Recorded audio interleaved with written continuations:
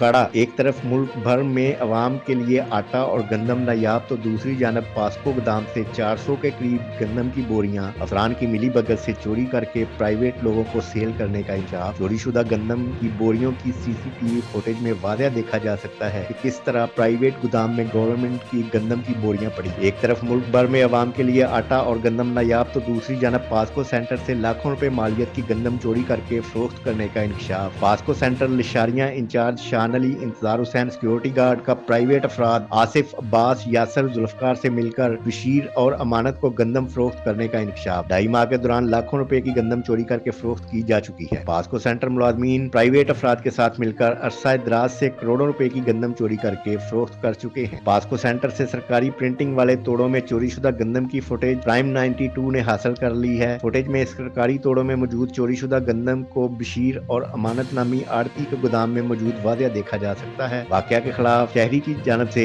M D PASSCO اور police کو درخواستیں بھی گزاری گئیں، تاحال کوئی بھی کارروائی عمل میں نہ لائی جا سکی۔ واقعہ پر شہری کی جانب سے حکومت وقت سے نوٹس لینے کا مطالبہ ہے۔ سہیل خان، نمائندہ پرائم 92 کاڑا۔